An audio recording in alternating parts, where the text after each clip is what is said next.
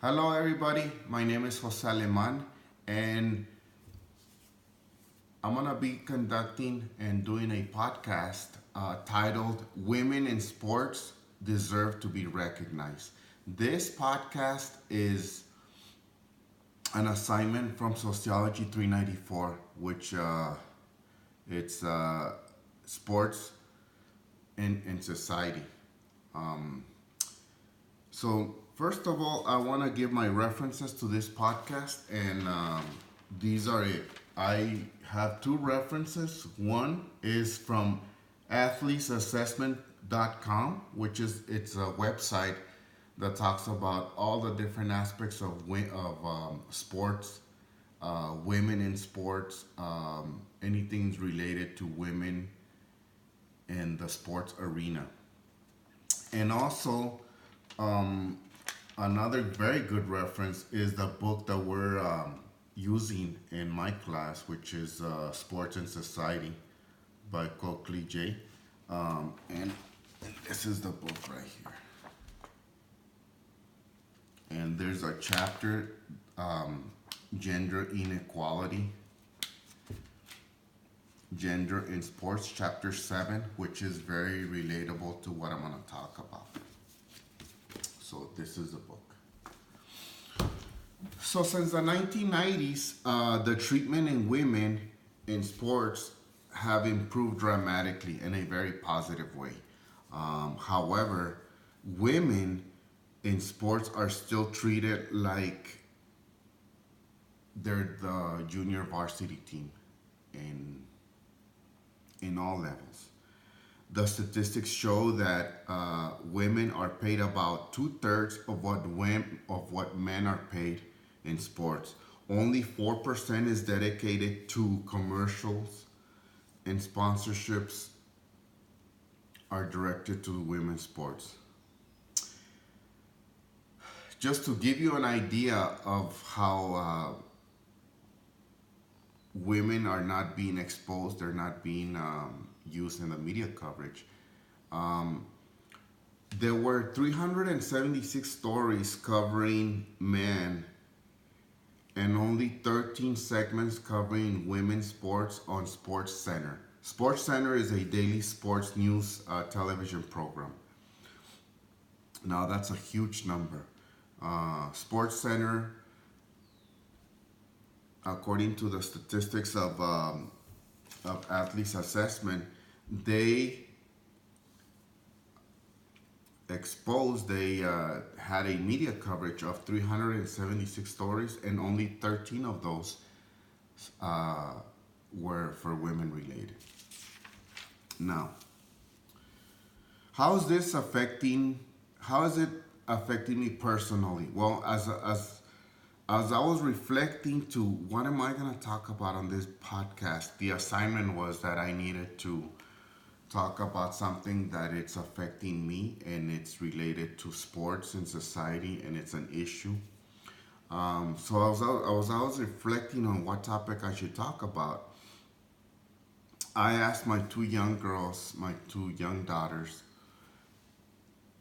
an issue that they've been having throughout their lives in sports, and both of them told me that women are not recognized in sports, and I thought this was very relatable to chapter 7 in the book, and also it's an issue that it keeps going. It's a current problem.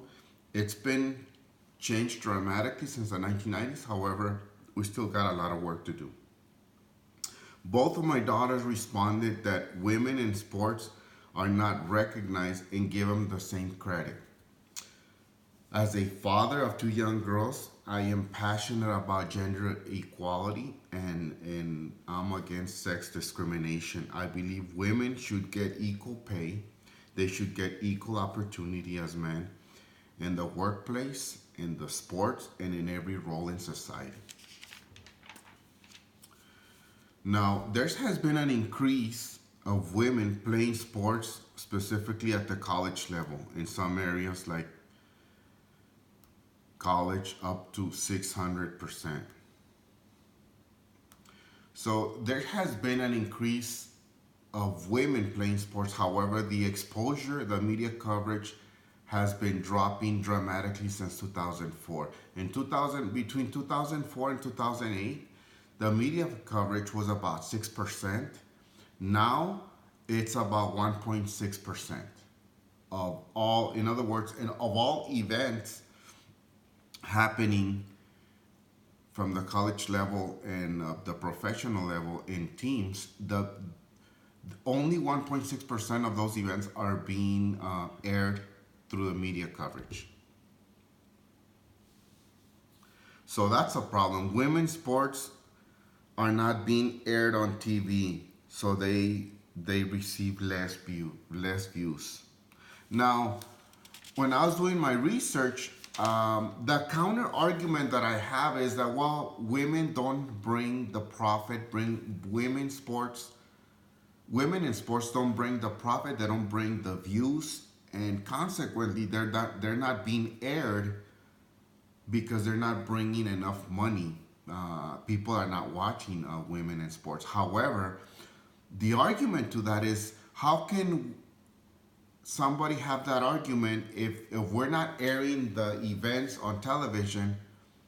Like I said, only 1.6%. How can the general public have more views if the exposure on media is not there at all? So it's that argument is not valid at all. That premise is not good at all, because the problem is that the media coverage is not covering women in sports. So obviously they have less views because they're not on TV. Now I understand the whole business concept of sports, that the more views, the more commercials, the more money a sports bring into the onto the table, that gets passed on to the athletes. However, when women sports are not being aired, they're blocking that opportunity for women in sports. Um, Another topic that I want to talk about is promoting women in sports, that they're not being promoted since the beginning of elementary or middle school. Um, when my son was in middle school, every year they would have an assembly to recognize the best athlete of the year, the best receiver in football, all these different categories. Um, they would recognize basketball in men. They would recognize track. However, how ironic that the assembly would never recognize the same achievements on women, and there was not even an assembly for women. The only thing they would recognize at this assembly was the cheerleading team, and so that's a disparity right there between men and women, um, which starts very early at elementary, middle school, goes into high school, and obviously goes into the professional level. Just to give you a real quick statistics of how the media is now portraying equally men and women in sports. Mike Kosuski of the Duke University was the coach most recognized for the most wins. This coach had 903 victories in the NCAA Division I men's basketball team. And he was recognized all over the media. He was given interviews, and he's been the most recognized college basketball coach. However, if we want to put that in contrast, the head basketball coach, Pat Summitt, who had more than 1,000 wins at the University of Tennessee and 8 titles, was not even nearly recognized or given any media coverage, much less interviews and all the same credit that Mike received, with less achievements for the college, for being the best college coach. So that just shows you how the disparity, the difference is. Now, all this, what it's doing to women, it's discouraging women. Since women in sports are not covered in the media, it's harder for female athletes to have role models.